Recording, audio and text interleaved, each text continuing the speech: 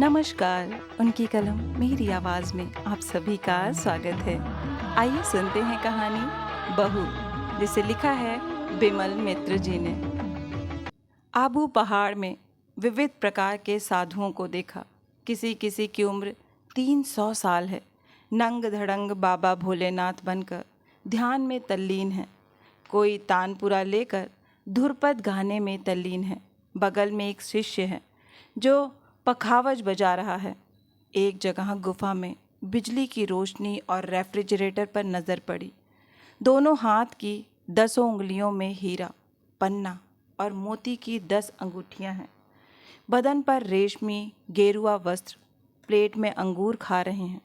बगल में एक सिंधी शिष्या बैठी है जो पंखा झल रही है।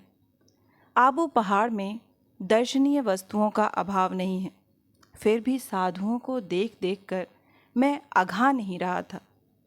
गाइड से पूछा, यहाँ और कोई साधु सन्यासी नहीं है? मेरे गाइड ने इसके पहले मेरे जैसा कोई यात्री नहीं देखा होगा।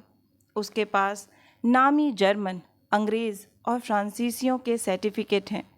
उन लोगों ने दिलवाड़ा मंदिर, सनसेट प्लांट और अच्छल मंदिर देखे थे, और एक मैं हूँ जो केवल साधु सन्यासियों को ही देख रहा हूँ। वह क्यों कर यह जान पाएगा कि मुझे क्यों साधुओं को ही देखने का आग्रह है। मगर आज भी योगानंद स्वामी से मेरी भेंट नहीं हुई। कुंभ का मेला, पुष्कर तीर्थ, केदारनाथ, गोमुखी इत्यादि किसी भी तीर्थ स्थान को देखना मैंने बाकी नहीं रख छोड़ा है। योगानंद स्वामी से मिलना ज़रूरी है, क्योंकि मैं नीरू भाभी को ज़बान दे चुका हूँ। यह आज की बात नहीं है, आज से बहुत साल पहले बोयालमुड़ी नामक गांव की एक बहू की कहानी है। घनघोर देहात, ना तो वहाँ कोई पोस्ट ऑफिस है ना कोई स्टेशन। उस गांव में पहुँचने के लिए रेलवे स्टेशन से 22 मील बैलगाड़ी में जाना पड़ता है और तीसरा पहर आते आते शाम उतर आती है। बसवारी और चमगादड़ों का मेला लगा रहता है। आदमी भी वहाँ वास करते हैं। हाथ में बांस की लाठी थामे 2-4 आदमी रास्ते में जाते हुए दिख जाते हैं, वह भी कभी कभी। खांसी की आवाज़ होती है तो समझ में आता है कि आसपास कहीं आदमी है। गर्मी की छुट्टी थी। मेरी विधवा बुआ के पास जो ज़मीन जायदाद है सब बोयालमुड़ी में ही है। माल गुजारी वगैरह चुकाने के बाद अगर 5 रुपए भी घर में आ जाए तो उसे लाभ ही कहेंगे। हर साल वहाँ जाकर यदि वसूली की जाए तो बुआ जी के हाथ में कुछ पैसे आ सकते हैं, लेकिन वहाँ जाने वाले आदमी की ही कमी है। इस बार मैं ही गया। वहाँ मैं बुआ जी के ज़माने की कचहरी में जाकर ठहरा। मजली ताई जी बूढ़ी हो चुकी हैं, आँखों से दिखाई नहीं पड़ता। सहन में धूप में बैठी थी। बोली, छोड़ो छोड़ो बेटा, पैर छूने की कोई ज़रूरत नहीं। उसके बाद चिल्ला उठी, अरे ओ बहू, कहाँ गई? देखो, यतीन का लड़का आया है। मगर बहू आसपास कहीं दिखाई नहीं पड़ी। कहीं से कुछ बच्चे आकर जमा हो गए। मैंने पूछा, फटिकदा कहाँ है? ताई जी बोली, चौथ किस्त के समय कांकुड़ गाछी गया है। बाबू लोगों के काम के कारण आजकल उसे नहाने खाने तक की फुर्सत नहीं मिलती है। पिछले शनिवार को घर आ ही नहीं सका। कुछ देर तक चुप रहने के बाद फिर बोली, हरी ओ बहू, कहाँ गई? यतीन का लड़का आया है। ओ बहू। छोटी लड़की खड़ी खड़ी मेरी ओर ताक रही थी। उसे गोद में लेकर जैसे ही दुलारने लगा कि वह फफक कर रो पड़ी। उसे गोद से उतार कर कचहरी लौट आया। आंगन में शरीफा के पेड़ के नीचे आते ही किसी ने पुकारा, देवर जी। पीछे की ओर मुड़ते ही देखा, दरवाजे की बगल में छोटा सा घूंघट डाले नीरू भाभी खड़ी हैं। चेहरे पर हंसी तैर रही है। बोली, हमारी चंडी मंडप खाली पड़ा है, आप वहीं डेरा डालिए। मैंने कहा, कचहरी में रहना ठीक होगा। नीरू भाभी बोली, भला वह कोई आदमी के रहने के लायक जगह है? सांप बिच्छू हैं। आप चाय पीते हैं ना? आधे घंटे के बाद एक छोटा लड़का आया और धागे में बंधी एक चाबी देकर बोला, आप मुंह हाथ धो लें, माँ आपके लिए चाय भेज रही हैं। शुरू में 2-4 दिन रैयतों को खबर भेजने में ही गुजर गए। मल्लाह टोला, मुसलमान टोला, पश्चिम टोला और मछुआ टोले के सभी आदमियों को सूचना भेजनी पड़ी कि मैं यहाँ आया हूँ।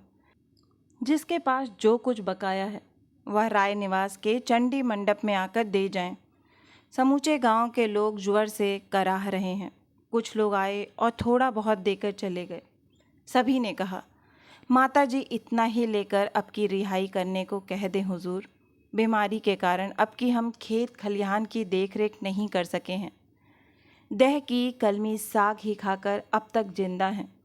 पास में कानी कौड़ी तक नहीं है। ताई जी एक ही स्थान में बैठी रहती हैं। चंडी मंडप में बैठा बैठा मैं उनकी चिल्लाहट सुनता रहता हूँ। अरे ओ बहू, कहाँ गई? मुझे कमरे के अंदर ले चलो, धूप में पीठ जलने लगी है। मड़ी आकर कहता, चाचा जी खाना खाने चलिए, माँ ने थाली परोस दी है। खाने बैठता तो ताई जी की दूर से कानों में आवाज़ आती, किस चीज़ के साथ खाओगे बेटा? ना दूध है ना मछली। अभागे मुल्क में अकाल पड़ गया है। मेरी आंखों के सामने ही गृहस्थी तितर बितर हो गई बेटा।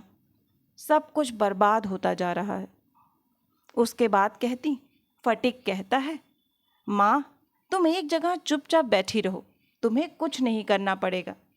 ऐसा कहीं हो सकता है बेटा? हम लोग उस जमाने के आदमी हैं। अकेले कपड़ा सोडे में उबाल कर फींचा है, धान से झाया है, फरही भूंजी है, सास ससुर को खिलाया पिलाया है। और आज की बहुएं ऐसी होती हैं कि दिन भर ताक धिना धिन धिन नाचती फिरती हैं। तुम आए हो, क्या खाओगे क्या नहीं खाओगे उस पर मैं ठहरी अंधी। आँखों से कुछ दिखाई नहीं पड़ता है। ऐसे में नाचते गाते रहने से कहीं काम चल सकता है? थोड़ा और भात लोगे बेटा? फिर चिल्ला उठती, अरे ओ बहू, कहाँ गई? ओ ताई जी रात दिन बहू को पुकारती रहती हैं। सास अंधी है, 3-4 बच्चों की देखभाल करनी पड़ती है। उस पर रसोई बनाना, घर और दरवाजे को झाड़ना बुहारना, धान सिझाना, फरही भुजना, बर्तन मांजना। दिन भर नीरू भाभी काम में जुटी रहती हैं। दिन रात के वक्त तालाब के किनारे लालटेन जलती हुई देख चुका हूँ। लालटेन के सामने एक घूंघट कढ़ी धुंधली मूर्ति रहती है। बहुत रात तक कानों में बर्तन मांजने की आवाज़ आती रहती है। उस दिन खाकर आने के वक्त शरीफे के पेड़ के पास पहुंचा हूँगा कि दरवाजे के पास से फिर पुकार आई, देवर जी। पीछे मुड़कर देखते ही नीरू भाभी को हल्के घूंघट में खड़ा पाया। हंसता हुआ चेहरा, बाएं हाथ से घूंघट को जरा और नीचे करके बोली, मेरा एक काम कर दीजिएगा देवर जी। मैं अवाक हो गया। क्या काम है भाभी जी? जरूर कर दूंगा, मैंने कहा। उसी प्रकार घूंघट खींचकर हंसती हुई बोली, अभी नहीं भैया, रात में। आपके पास वक्त है ना? 2-4 साल नहीं बल्कि 15 साल पहले की बात है। मेरी भी उम्र उस वक्त कम थी। अब भी कामकाज के दौरान बीच बीच में नीरू भाभी की बातें याद आती हैं। बहुत तकलीफ से गृहस्थी चल रही थी। संपन्नता का कहीं लेश नहीं था। एक ही साड़ी को सोडे में उबाल कर फींच कर पहनना पड़ता था। रात को साड़ी को उतार कर फींचे हुए कपड़े को पहनकर विधवा सास के लिए जल्दी जल्दी रसोई बनानी पड़ती थी। उसके बाद नींद टूटते ही बच्चों का झुंड अपनी फरमाइशें रखने लगता था। जेठ विदेश में जमींदार के यहाँ सिरेसदार का काम करता था। सप्ताह में एक दिन घर आता था। वह अपने साथ महीने भर के लिए तेल, नमक, हल्दी, मसाला वगैरह ले आता था। कभी कभी महीने भर तक लापता रहता था। कहाँ है, जिंदा है या नहीं, यह भी जानने का कोई उपाय नहीं। हो सकता है कि खाना पिलाना खत्म कर आधी रात के वक्त वह तालाब के किनारे बर्तन मल रही हो, बाल बच्चों को बहलाकर सुला दिया हो और खुद भी खाना खा लिया हो। तभी गुलाम मुल्ला की गाड़ी पर माल लदवा कर फटिकदा आ जाएं। माँ जग जाती हैं और रोना शुरू कर देती हैं। कहती हैं, मुझे ऐसी नौकरी की कोई ज़रूरत नहीं। मैं जिंदा हूँ या मर गई, इसकी खबर तक नहीं लेता है। फटिकदा बड़ा ही मातृभक्त है। माँ के लिए पान, सुपारी, ईश का गुड़ ले आया है। सबको एक एक कर उतारते हुए कहता है, माँ तुम कैसी हो? बूढ़ी अपनी रुलाई को थाम नहीं पाती है। कहती है, किसी दिन आने पर खबर मिलेगी कि मैं मर चुकी हूँ। महुआ टोले के आदमी कंधे पर रखकर मसान में जला आए हैं, तब तो मुझे नहीं देख पाएगा। फटिकदा झाड़ी से हाथ पैर धोता हुआ कहता है, तुम्हें क्या हुआ है? क्या होगा? मेरी मौत ही हो जावे तो अच्छा हो। इस बात के बाद फटिकदा के लिए कुछ कहने को बाकी नहीं रह जाता। पूछता है, मल्लाह टोले के केदार सरदार का क्या हालचाल है माँ? इस बार गठिया की बीमारी से उसकी हालत बुरी हो गई थी। कुछ देर तक खामोशी छाई रहती है। उसके बाद वह फिर पूछता है, पश्चिम टोले के उमेश ढाली को सन्नीपात ज्वर हुआ था, वह कैसा है? कुछ सुना है? माँ कहती हैं, मैं खुद अपनी परेशानियों से मरी जा रही हूँ। ऐसी हालत में किस किस की खबर रखूँ? मेरा कौन अपना आदमी है जो खबर पहुँचाए जाए? कितने बेटे बहुएं हैं, तो विदेश में पड़ा रहता है। मेरी बहू भी जिंदा नहीं रही। एक और लड़का था जो इस कुलक्षणा बहू के व्यवहार से परेशान होकर वैरागी बन गया। उसके बाद आंखों के आंसू पोंछकर और रुलाई रोक कर कहती हैं, और अभी जो है वह बड़ी ही कुशल गृहिणी है। मुझ में इतनी हिम्मत कहाँ कि उसे हुक्म करूं। रसोई बनाकर खिला देती है। इसी पर कितना ताना मारती है। फटिकदा कहता है, छोटी बहू तो तुम्हारी सेवा करती है माँ। बात जैसे ही कानों में पहुँचती है, सांस उछल पड़ती है, जिस तरह सांप पर नज़र पड़ने पर कोई चिहुक उठता है। कहती है, मेरी सेवा करेगी? तब तो हो चुका। मेरी जैसी सास मिली है, नहीं तो क्या? कहना नहीं हो सका। छोटी बहू घूंघट काढ़े गरम तेल की कटोरी लेकर आई। बोली, आपके लिए मालिश का तेल लाई हूँ माँ, मालिश कर दूँ? ताई जी आग बबूला हो गई। बोली, देख, अब तुझे देखकर सास की खातिर सेवा हो रही है। रोज रोज यह बात कहूँ तो यूं यकीन नहीं करेगा। फटिक, दिन भर तेल तेल कह चिल्लाती रहती हूँ। बातचीत करने से तकलीफ महसूस होती है। सोचती हूँ मालिश करने से थोड़ी राहत मिलेगी। गरम तेल लाकर दे दे तो मैं खुद ही मालिश कर लूँ। वह भी नहीं मिलता है। अभी तुझको देखकर मेरी सेवा जतन करने आई है। छोटी बहू ने घूंघट की ओट में कहा, शाम को आपने मुझे कहा था कि सोने के पहले मालिश कर देना, इसलिए। बकवास मत करो बहू। सास से बकवास करना ठीक नहीं होता है। सास उम्र में बड़ी होती है। बकवास करोगी तो मेरा क्या बिगड़ेगा? मगर तुम्हारी जीभ गल कर गिर जाएगी। मैं तुम्हारी अच्छाई के लिए ही कह रही हूँ। उसके बाद थोड़ी देर तक और रो लेने के बाद बोली, मेरी किस्मत ही खोटी है, वरना। फटिक से पूछ कर देख तो, वह गवाह है। लक्ष्मी जैसी मेरी बहू थी। जबान से बात निकलते ना निकलते सब कुछ लाकर हाजिर कर देती थी। यह मेरी ही तकदीर का दोष है। नहीं तो पेट का जना लड़का कहीं वैरागी होता है। उसे कौन सा दुख था? मैंने बड़ा पाप किया था। छोटी बहू सास को पहचानती है, फिर भी गरम तेल लेकर मालिश करने को आगे बढ़ी, मगर सास ने तेल की कटोरी उठाकर आंगन में फेंक दी। मेरी मालिश ही अभी ज़रूरी है। देख रहा है ना फटिक, देख ले। तू तो विदेश में रहता है, मैं घर पर कितना सुख से रह रही हूँ। तू अपनी आँखों से देख ले। मेरा लड़का विदेश से थका मांदा आया है। भूख से मेरे लाडले के प्राण छटपटा रहे हैं। पहले उसके लिए रसोई बनाना जरूरी है या मेरी मालिश? अपना जना कोई बाल बच्चा होता तो माँ का दिल समझ सकती थी। बहू ने कहा, भात बन चुका है माँ, अब शोरबा पक रहा है। फटिक शायद सब कुछ सुन रहा था। बोला, नहीं नहीं माँ, मेरे लिए खाना बनाने की ज़रूरत नहीं। मैं कैस्टोगंज में खाना खा चुका हूँ। शशि विश्वास से मुलाकात हो गई। बिना खिलाए छोड़ा नहीं। मैं कहना ही भूल गया था। माँ और ज़ोर से रो पड़ी। खाकर तो तू आएगा ही बेटा, जानता ही है कि घर पर कोई नहीं है। मेरी आंखें ठीक रहती तो घर की यह हालत होती। जाएं, सब चीज चूल्हे भाड़ में चली जाए। छोटा बेटा चला ही गया है, अब तू भी वैरागी हो जा।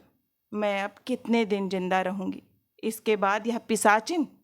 हरी ओ बहू, सुन रही हो? हर रोज ऐसा ही होता है। खाते वक्त मड़ी पूछता है, चाचा जी थोड़ा सा भात और दिया जाए? माँ पूछ रही है। रसोई घर की ओर ताकता हूँ तो वही हंसता हुआ चेहरा नजर आता है। घूंघट से चेहरा ढककर उसकी ओट से मुस्कुरा रही है। मड़ी कहता है, जानते हैं चाचा जी, आज माँ गिर पड़ी थी। गिर पड़ी थी? अरे यह क्या? कहाँ? तालाब के घाट पर। सिर से बहुत खून गिरा है। दवा किसने दी? बहुत चोट लगी होगी। नहीं नहीं, माँ को चोट क्यों लगने लगी? वह क्या छोटी बच्ची हैं? माँ क्या मुन्ना की तरह रोती हैं? हंसने लगी। माँ ने कहा कि दादी से कुछ मत कहना। मैंने दादी जी से कुछ नहीं कहा। मैंने मल्लिक लोगों के बगीचे से गेंदे के पत्ती लाकर दी। माँ ने उसे पीसकर सिर पर लगा लिया। मैं बोयाल मुड़ी में था ही कितने दिन। मेरा वह जाना पहला और आखिरी था। उस बंसवारी और चमगादड़ों के राज्य में, गठिया और टाइफाइड के पीठ स्थान में, दरिद्रता और लांछना की केंद्र भूमि में। मगर बोयाल मुड़ी के उस चरित्र की बातें आज तक नहीं भूला हूँ। नीरू भाभी आजीवन मेरा पीछा करती रही हैं। आंख बंद करते ही उस हंसी को मैं अपने कानों में सुनता हूँ। ताई जी कहती, मुँह जली की हंसी नहीं देखी है? हंसी की आवाज़ सुनते ही बदन में आग लग जाती है। फिर भी खसम अगर घर में रहता और गोद भरी रहती। तब रात के करीब 12 बज चुके होंगे। बिस्तर पर लेटा लेटा मैं किताब पढ़ रहा था। एकाएक बाहर किसी की पदचाप सुनाई पड़ी। देवर जी, आप सो गए क्या? नीरू भाभी की आवाज़ थी। मैं हड़बड़ा कर उठा और दरवाज़ा खोल दिया। आइए आइए भाभी जी, इतनी रात हो चुकी है। मैंने सोचा अब आप नहीं आएंगी। नीरू भाभी बोली, अभी तुरंत काम से छुटकारा मिला है भाई। बर्तन मांजने के बाद रसोई घर साफ करना पड़ा। उसके बाद मुन्ना की कथरी बदलकर सास के सिराहने पानी का लोटा रखाई। सब कुछ करने धरने के बाद आई हूँ। काम का कोई और अंत है भाई? यह कहकर नीरू भाभी हंसने लगी। देखा, लाल किनारी की साड़ी को देह में अच्छी तरह लपेट कर आई हैं। आहिस्ता से दरवाजे को बंद कर नीरू भाभी बिस्तर के एक कोने में बैठ गईं। मैंने कहा, आप पाँव ऊपर कर अच्छी तरह से बिस्तर पर बैठिए भाभी जी, मैं इस कुर्सी पर बैठ जाता हूँ। नीरू भाभी बोली, तब हो चुका, मेरा इतना खातिर सम्मान मत करें। आप 2 दिन के लिए आए हैं, जाकर कहिएगा कि मान खातिर करना नहीं जानती है, बिल्कुल जंगली आदमी है। घर जाकर बोयाल मुड़ी की भरपूर निंदा कीजिएगा ना। आपकी भला कोई निंदा कर सकता है भाभी जी? नीरू भाभी बोली, यह सब आप मुंह के सामने कह रहे हैं। मैं आप लोगों को अच्छी तरह पहचानती हूँ। कलकत्ते के रहने वाले कहीं सीधे साधे होते हैं? कलकत्ते के आदमी बहुत बुरे होते हैं भाभी जी। नीरू भाभी गाल पर हाथ रखकर हंसने लगी। बाप रे, मैंने ऐसी बात कब कही? मैंने आपको कब बुरा कहा? मैं रात दिन इस चिंता में रहती हूँ कि आप पेट भर नहीं खाते हैं। भात के साथ जो चीज़ें देती हूँ उससे। एक ही क्षण में नीरू भाभी के चेहरे का भाव बदल गया। दूर बंसवारी की ओर से एक सियार भौंकने लगा। उसके बाद बहुत से सियारों की समवेत आवाज़ें गूंजने लगीं। नीरू भाभी चिहुक उठी, मानो उनकी संज्ञा लौट आई हो। आपने अपना काम नहीं बताया, मैंने कहा। नीरू भाभी बोली, आपको जरा कष्ट देने आई हूँ भाई, कुछ अन्यथा नहीं मानिएगा। नहीं नहीं, कष्ट की क्या बात है, आप बताइए कि क्या काम है। नीरू भाभी फिर भी दुविधाग्रस्त होकर बैठी रहीं। बोली, आप सच कह रहे हैं, कुछ अन्यथा नहीं मानिएगा? सच सच बताइए, वादा कीजिए। पहले बताइए कि काम क्या है। नीरू भाभी बोली, नहीं भैया, मैं किसी को कष्ट देना नहीं चाहती। कष्ट देने से मेरी ही हानि होगी। कहिए, ठीक कह रही हूँ ना कि दूसरे को कष्ट देने से अगले जन्म में मुझे कष्ट उठाना पड़ेगा। कोई जाने या ना जाने, मगर चित्रगुप्त के खाते में तो सब लिखा जाता है। मैंने कुछ और ना कहकर इतना ही कहा, आपको तो हर कोई कष्ट देता है। नीरू भाभी जैसे अवाक हो गईं। कौन मुझे कष्ट देता है? उन्होंने पूछा। मैंने कहा, आपको कोई कष्ट नहीं देता? देने दीजिए, मैं उसे कष्ट के रूप में लेती ही नहीं। इस जन्म में मुझे जो कष्ट देगा, अगले जन्म में उसे ही कष्ट भोगना होगा। मैंने शायद पिछले जन्म में दूसरों को कष्ट दिया था, मगर माथे के ऊपर भगवान है और वह सब कुछ देखता रहता है। कहिए, देखता है ना देवर जी? उस दिन मैं ईश्वर के अस्तित्व के संबंध में अनेक तर्क कर सकता था, लेकिन नीरू भाभी के सामने बैठे रहने के कारण मेरा विश्वास, अविश्वास और दुविधा ना जाने एक ही क्षण में कहाँ अंतर्धान हो गई। उस आधी रात के अंधेरे परिवेश में चारों ओर फैली बसवारी और चमगादड़ों के पीठ स्थान में एक धुंधली रोशनी से भरे चंडी मंडप में बैठकर नीरू भाभी से तर्क करने की दुष्प्रवृत्ति मेरे मन में क्यों नहीं जगी? उसका कारण संभवतः एकमात्र मैं ही जानता हूँ। अचानक नीरू भाभी ने कहा, खैर, अब काम की बात करनी चाहिए। यह कहकर उन्होंने समीज के अंदर से 3 पैसे का एक जोड़ा पोस्टकार्ड बाहर निकाला। बोली, राधु की माँ की मार्फत यह पोस्टकार्ड मंगाया है, मगर लिखने के अभाव के चलते पड़ा हुआ है।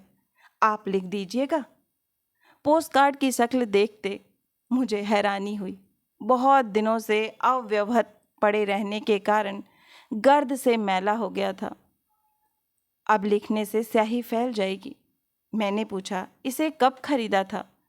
कितने साल पहले? नीरू भाभी ने कहा, कितने साल पहले खरीदा है क्या याद है? मैं अगर लिखना पढ़ना जानती तो मेरे लिए चिंता की कौन सी बात थी। पोस्टकार्ड को खींच खांच कर मैंने सीधा किया और पूछा, किसे लिखना है? मेरी माँ को। पता क्या है? मेरे भाई का नाम लिखिए, श्रीयुत माखनलाल भट्टाचार्य, और उसके ऊपर मेरी माँ का नाम लिख दीजिए। डाकघर का नाम बड़मा तल्ला, घर नींबू तल्ला। बस इतना लिखने से ही चिट्ठी पहुंच जाएगी। मैंने खुद नींबू का बिरवा लगाया है। इतना बड़ा बड़ा नींबू फलता है। जानते हैं देवर जी, बासी भात में निचोड़ कर खाने से कितना स्वादिष्ट खाना हो जाता है।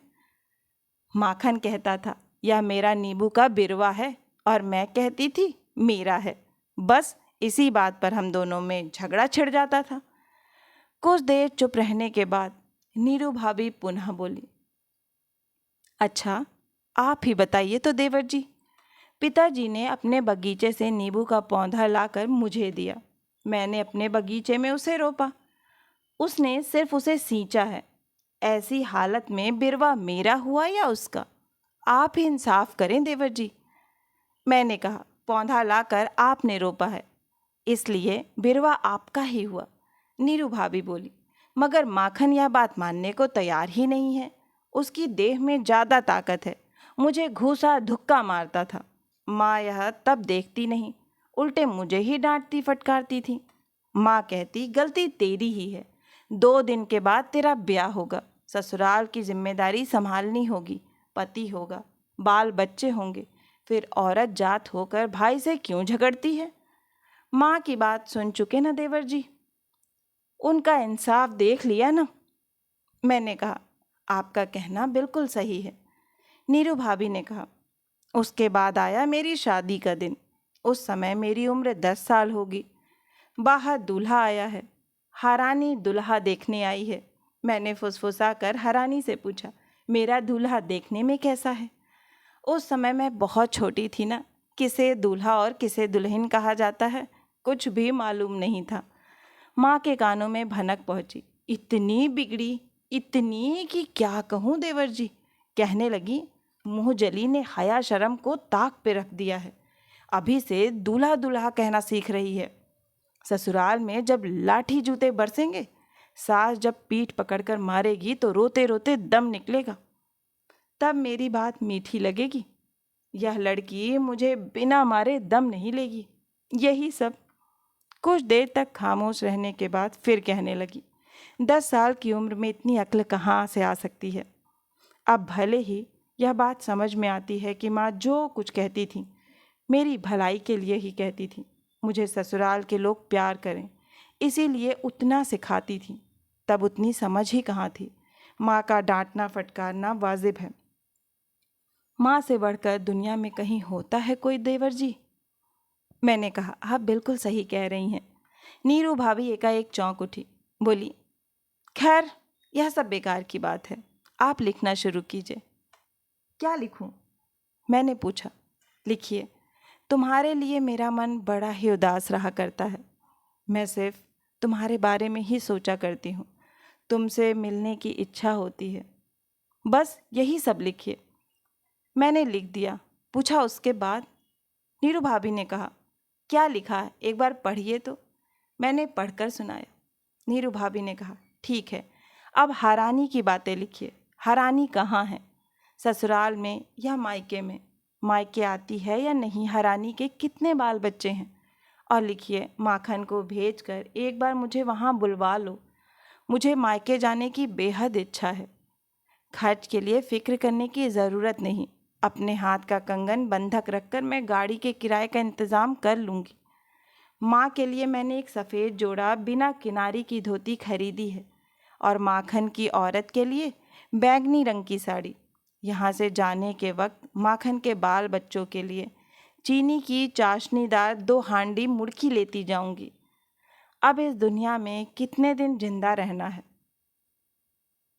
कुछ देर तक चुप्पी साधे रहने के बाद बोली, क्या लिखा, एक बार पढ़िए तो देवर जी।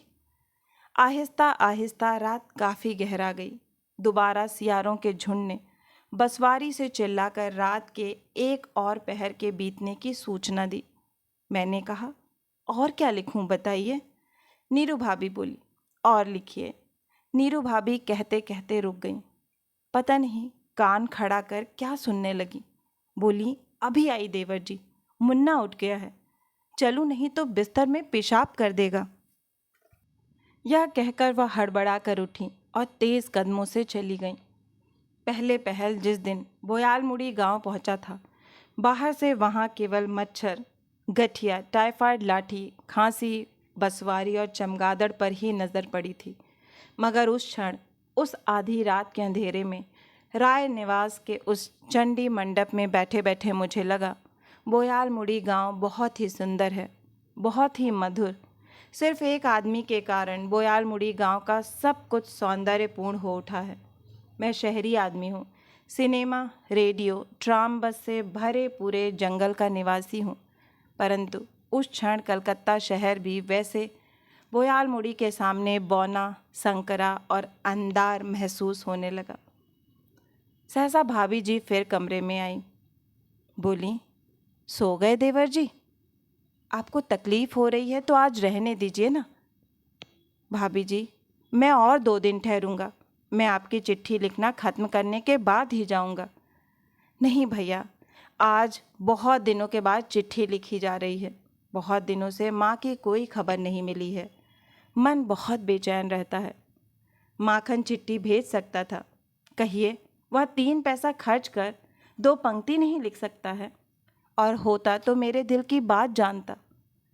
मानती है, तेरी हालत अच्छी नहीं है।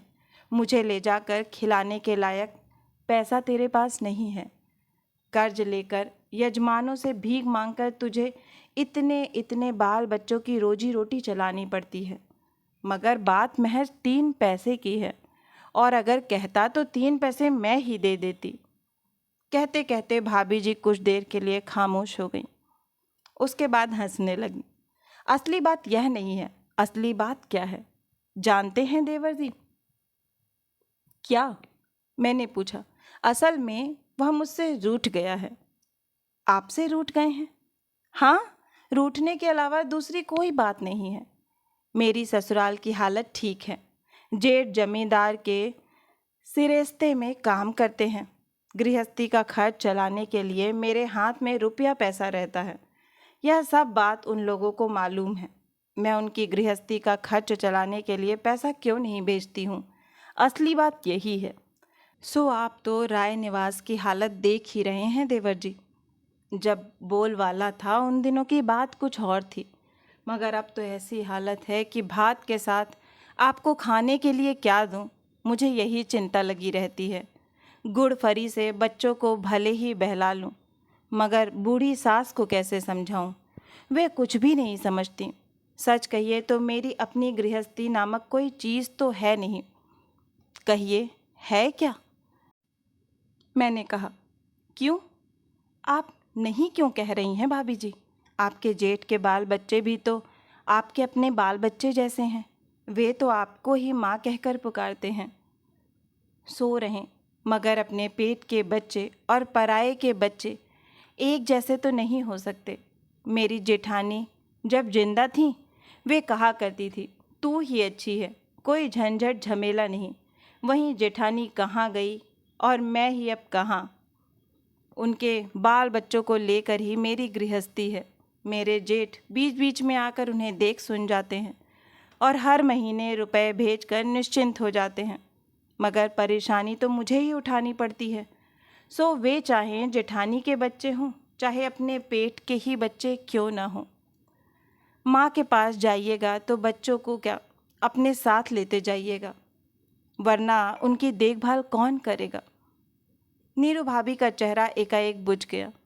बोली, इस पर भी मैंने बीच बीच में सोचा विचारा है देवर जी। कहती ज़रूर हूँ कि मायके जाऊँगी, मगर इनकी देखभाल कौन करेगा। मैं अगर एक क्षण भी उनकी आंखों से ओट हो जाऊं तो वे बेचैन हो उठते हैं। कौन उन्हें कुर्ता पहना देगा, कौन खिलाएगा पिलाएगा, कौन नहलाएगा। एक पल चुप रहने के बाद नीरू भाभी ने फिर कहा, मेरी बला से कौन उनकी चिंता में घुलता रहे। इस दुनिया की हालत आप देख ही रहे हैं देवर जी। सभी अपने अपने स्वार्थ की बातें सोचते हैं। वे जब बड़े हो जाएंगे तो यह बात उनकी समझ में आ जाएगी कि मैं उनकी कौन होती हूँ। कहा जा सकता है कि कोई भी नहीं। कहते कहते नीरू भाभी सहसा चुप हो गईं और बोली, लगता है मुन्ना रो रहा है। मैं कान खड़ा कर सुनने लगा। बोला, कहाँ कहाँ कोई रो रहा है? लीजिए, मुझे हमेशा ऐसा ही लगता रहता है। लगता है सोई हालत में कहीं मुन्ना खाट से गिर न पड़े। रात में नींद नहीं आती है, दिन में चैन नहीं मिलता है। मेरी जेठानी क्या मरी, मुझे खूब कसकर डोरी से बांध कर चली गई। इस गृहस्थी को छोड़कर कहीं भाग जाऊं तो मेरी जान बचे। इच्छा होती है जहां ये दो आंखें ले जाएं वहीं भाग कर चली जाऊं, मगर ये बच्चे, यह अंधी सास, आपने देखा ही है कि सामने मुझे कितना डांटती फटकारती रहती हैं, मगर आंखों से जरा ओट होते ही पुकारने लगती हैं, बहू, ओ बहू। बुढ़ापे में उनके मुंह से भगवान का कभी नाम नहीं निकलता है, राधा कृष्ण का नाम नहीं जपती हैं। बस सिर्फ बहू, ओ बहू, मानो बहू ही उनका ध्यान योग तप हो। नीरू भाभी एकाएक बोली, खैर बेकार की बातें हैं। आप 2 दिन के लिए आए हैं और आपको अपनी बातें सुनाकर कष्ट दे रही हूँ। छी छी, आप सो भी नहीं सके। मैंने कहा, मुझे क्या कष्ट हो रहा है? आप ही को पौ फटते ना फटते बिछावन छोड़कर उठ जाना पड़ेगा। नीरू भाभी ने उसी तरह हंसते हुए कहा, मेरी बात छोड़िए। मैं ठहरी तालाब का घाट गोबर से लिपाई करते करते और रसोई बनाते बनाते ही इस दुनिया से चल बसूंगी, मगर आज तक इसका लेखा जोखा नहीं हुआ कि गृहस्थी किसकी है और कौन खट खट कर मर रहा है। खैर, यह सब रहे। आप एक बार पूरी चिट्ठी पढ़ तो जाइए, सुनूं आपने क्या लिखा है। मैं पूरी चिट्ठी पढ़ गया। नीरू भाभी ने झुककर पूरी चिट्ठी सुनी। उसके बाद चिट्ठी लेकर खड़ी हुई, माथे के घूंघट को अच्छी तरह संभाला और बोली, आपका इतना वक्त जाया कर दिया। मन ही मन बहुत गाली देते होंगे। छी छी, मुझे आप जैसी भाभी मिली हैं, लाभ तो मुझे ही है। लाभ क्या हुआ है, अच्छी तरह समझती हूँ। एक दिन देवर को मन के लायक खाना खिला सकूं, भगवान ने इतनी सामर्थ्य भी नहीं दी है। क्या कहूँ, देखिए तो आपकी घड़ी में क्या बजा है। घड़ी की ओर देखकर मैंने कहा, 2 बजने में। उफ, कितना बड़ा अपराध हो गया। मेरे पाप का कोई और अंत नहीं है। अच्छा चलूं भाई, यह कहकर नीरू भाभी कमरे से बाहर जाने लगी। एकाएक उनके पांव थम गए और मुड़कर बोली, आप अगले मंगलवार को जा रहे हैं? हाँ, अब आप लोगों को कितने दिनों तक कष्ट देता रहूं? बहुत कष्ट दे रहे हैं आप। ऐसा कष्ट बीच बीच में देते तो जीने का कम से कम बहाना तो मिल जाए। उसके बाद जब विवाह शादी हो जाएगी तो बोयाल मुड़ी को बिल्कुल भूल ही जाइएगा। पता नहीं मुझे क्या हो गया। नहीं भाभी जी, बहुत जगह का चक्कर काट चुका हूँ। हरिद्वार, मथुरा, वृंदावन और काशी गया था, मगर बोयाल मुड़ी आने पर जो लाभ हुआ वह कहीं नहीं हुआ। नीरू भाभी संभवतः हंसे जा रही थी, मगर एकाएक अपनी हंसी रोककर बोली, अच्छा देवर जी, एक बात कहूँ, आप बहुत सारी जगहों का चक्कर काटते रहते हैं ना, बहुत से तीर्थ स्थान का भ्रमण करते रहते हैं। मैंने कहा, हाँ, बुआ जी के साथ बहुत सी जगहों की परिक्रमा करनी पड़ती है। नीरू भाभी बोली, आप मथुरा से हो आए हैं? काशी से? वृंदावन से? जगन्नाथ क्षेत्र से? हाँ, मैंने कहा, वहाँ बहुत से साधु सन्यासी रहते हैं। शायद रहते हैं। क्यों? नीरू भाभी तनिक असमंजस में पड़ गईं। नहीं, यूँ ही कह रही थी। तीर्थ स्थानों में ही साधु सन्यासियों की भीड़ हुआ करती है। मेरी आंखें एकाएक नीरू भाभी की ओर चली गईं और उनके चेहरे की मुद्रा देखकर मैं अवाक रह गया। चेहरे की वह हंसी गायब थी। नीरू भाभी का यह चेहरा मेरे लिए बिल्कुल अजनबी है। नीरू भाभी जैसे अभी महिला नहीं है, माँ नहीं है, गृहिणी नहीं है, यहाँ तक कि भाभी भी नहीं है। अचानक नीरू भाभी एक निमित्त के दरमियान हुई नारी में रूपांतरित हो गई हैं। न केवल नारी में, बल्कि वधू के रूप में, किसी एक वैरागी की वधू के वेश में। इतने दिनों के दौरान ऐसा रूप जैसे आज पहले पहल मेरी आंखों के सामने आया हो। मैं थोड़ा बहुत अनजाना जैसा हो गया था। अब नीरू भाभी कमरे के बाहर चली गई। मेरे अंदर यह बात आई ही नहीं। उन पर तब मेरी आंखें हंसती हुई बोली, यह लीजिए, मेरे दिमाग का कोई ठौर ही नहीं। मैं अब ये चिट्ठी किसके हाथ से डलवाऊंगी? यह आपके पास ही रहे। आप सवेरे जब डाकघर की ओर जाइएगा तो इसे डाल दीजिएगा। चलूं भाई? कमरे से मुन्ने के रोने की आवाज़ आ रही है। कहा जा सकता है कि नीरू भाभी से ज़िंदगी में मेरी यह पहली और आखिरी मुलाकात थी। अब नीरू भाभी जिंदा हैं या नहीं, कह नहीं सकता। फटिकदा की अंधी माँ नीरू भाभी की वह दर्पण माला जिंदा है या नहीं, यह भी नहीं कह सकता, क्योंकि बुआ जी के मरते ही बोयाल मुड़ी से मेरा तमाम रिश्ता टूट चुका है। लेकिन नीरू भाभी की अपनी माँ से मुलाकात नहीं हुई, यह बात मैं आज भी दृढ़तापूर्वक कह सकता हूँ। असल में उस दिन उतनी रात तक मैं जिस पत्र को लिखता रहा था उसे डाकघर में डाला ही नहीं गया, क्योंकि डालने से मुझे मना किया गया था और इस मनाही का आदेश फटिकदा से ही मिला था। आज उसी घटना को सुना रहा हूँ। दूसरे दिन भोर के वक्त जब मेरी आंखें अच्छी तरह खुली भी नहीं थीं कि राय निवास के चंडी मंडप के सामने एक बैलगाड़ी आकर रुकी। दरवाज़ा खोलने पर फटिकदा पर नज़र गई। जमींदारी सिरेश्ते का काम खत्म करके ढेर सारा माल असबाब अपने साथ लिए एक पहर रात बाकी रहते ही वापस आए हैं। बदन पर कुर्ता डालकर मैं सुबह सुबह पत्र डालने के उद्देश्य से बाहर निकल रहा था। फटिकदा ने कहा, कौन? क्या भैया? मैंने पूछा, आप अभी आए? गुड़ की डली, सूप, चगेरी, अरबी, नारियल इत्यादि विविध प्रकार की चीज़ें गाड़ी पर लदी थीं। फटिकदा उन चीज़ों को उतरवाने में व्यस्त थे। फिर भी बोले, वसूली का काम कैसा चल रहा है भाई? एक पल चुप्पी साधने के बाद फिर बोले, लगता है प्रातः भ्रमण को निकल रहे हो।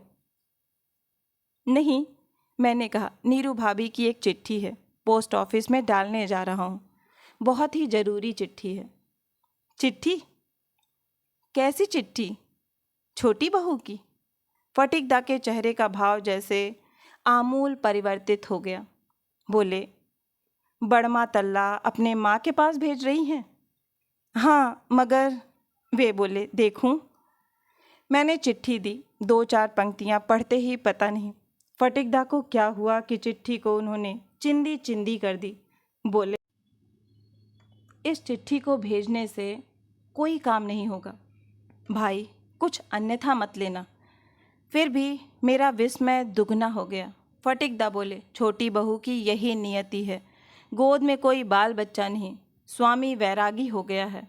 उस पर उनकी माँ, सो माँ चाहे धनी हो या गरीब, आखिर माँ ही होती है। वह भी। फटिकदा कुछ कहना चाहते थे पर चुप हो गए। उसके बाद बोले, माँ भी जिंदा नहीं है। छोटी बहू को इसकी सूचना कैसे दूं? यही मन ही मन सोच रहा था। रैयतों के बीच जमीन बंदोबस्ती करने के खातिर बड़मा तल्ला गया था। वहीं यह खबर सुनने को मिली। बहू का भाई ऐसा निष्ठुर है कि सूचना तक ना दी। एक तो छोटी बहू इतनी अशांति से घिरी रहती हैं, उस पर अगर माँ की मृत्यु की उसे खबर सुनाऊं तो पता नहीं नीरू भाभी को किसी दिन इसकी सूचना दी गई या नहीं। अगर पता चल गया होगा तो चेहरे की वह हंसी क्या हमेशा के लिए गायब हो गई होगी? बोयाल मुड़ी से लौटने के लिए मन में इच्छा जगी थी कि नीरू भाभी से एक बार मिल आऊं।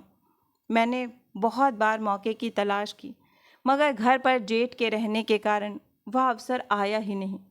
कानों में सिर्फ सास की आवाज़ आई थी, ओहो बहू, सुन रही हो? ओ बहू, बहू, ओ बहू। जब मैं बाहर निकलने लगा तो फटिकदा बोले, बुआ जी को साथ लेकर तुम्हें बहुत सारी जगहों पर चक्कर लगाना पड़ता है, एक काम करोगे? कहिए, मैंने कहा।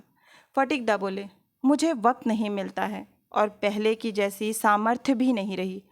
हमारे मालिक इस बार कामाख्या गए थे। उन्होंने बताया कि मेरे भाई की शक्ल के एक साधु को उन्होंने वहाँ घूमते देखा था। पता नहीं क्या बात है। कुछ देर तक चुप रहकर बोले, केवल मेरे मालिक ही नहीं, बाराईपुर के कैलाश आचार्य भी पिछले साल श्री क्षेत्र गए थे। वे भी कह रहे थे हूबहू तुम्हारे भाई जैसा चेहरा था। फटिक दाढ़ी मूछों से भरा, पकड़ नहीं सका, खिसक कर कहीं चला गया। सो तुम जब भी इधर उधर जाते हो तो एक बार खोज खबर लो ना भाई, मेरी खातिर नहीं, फटिक की औरत की बात ही सोचकर मन में तकलीफ पहुंचती है। कुछ भी हो, है तो आखिर औरत ही। उसके बाद मैं मथुरा, वृंदावन, काशी, कामाख्या, हरिद्वार, प्रयाग, पुष्कर इत्यादि स्थानों से हो आया हूँ। एक बार नहीं, अनेक बार। बुआ जी जब तक जीवित थी तब तक जाना ही पड़ता था। अब अकेला जाया करता हूँ, चाहे मंदिर, पूजा पाठ इत्यादि देखूं या ना देखूं, मगर साधु सन्यासियों को देखना नहीं छोड़ता हूँ। साधु पर नज़र पड़ते ही उनसे जान पहचान करता हूँ, कभी हाथ दिखाने के बहाने, कभी जन्म कुंडली दिखाने के बहाने, और कभी खिला पिला कर जान पहचान करने की कोशिश करता हूँ। हेल मेल बढ़ाता हूँ, इसलिए कि किसी बहाने किसी स्थान में बोयाल मुड़ी ग्राम के फटिक चंद्र राय के भाई नीरू भाभी के पति का अता पता चल जाए। आज आबू पहाड़ आने पर भी अनेक साधुओं पर नज़र पड़ी। सारा पहाड़ गुफाओं से भरा हुआ है, हर कदम पर गुफा है। साधुओं का कोई अंत नहीं। 300 बरसों का नंग धड़ंग साधु कोई तानपुरा लेकर ध्रुपद गा रहा है और शिष्यगण उनके निकट बैठकर पखावज बजा रहे हैं। कहीं गुफा में बिजली की रोशनी है, रेफ्रिजरेटर है, 10 उंगलियों में 10 अंगूठियां पहने एक डबल में रेशमी गेरुआ वस्त्रधारी साधु तस्तरी में अंगूर लेकर खा रहे हैं और बगल में बैठी सिंधी शिष्या परम भक्ति के साथ उन्हें पंखा झल रही है। कितनी विचित्र है यह धरती, कितने विचित्र हैं आदमी, और कितना विचित्र है आदमी का यह जुलूस। मगर इस सब के बीच में मैं बोयाल मुड़ी जैसे उस निपट देहात की उस बहू की बातें किसी भी तरह अपने मन से निकाल नहीं पाता हूँ। अभी आप सुन रहे थे कहानी बहू। आशा है कि यह कहानी आपके दिल को छू गई होगी। अगर आपको कहानी पसंद आई है तो मुझे प्रोत्साहित करने के लिए एक लाइक करें, अपनों के साथ ज़्यादा से ज़्यादा शेयर करें। नीचे कमेंट बॉक्स में कमेंट करके बताएं कि आपको कहानी कैसी लगी और अगर आप इस परिवार का हिस्सा बनना चाहते हैं तो इस चैनल से जुड़ें और इसे सब्सक्राइब करना ना भूलें। और हाँ, नोटिफिकेशन बेल ज़रूर दबाएं, जिससे आगे आने वाली हर कहानियाँ आपको समय पर मिलती रहें। फिर मिलती हूँ एक नई कहानी या कविता के साथ। तब तक के लिए आप सभी का कहानी सुनने के लिए बहुत बहुत धन्यवाद।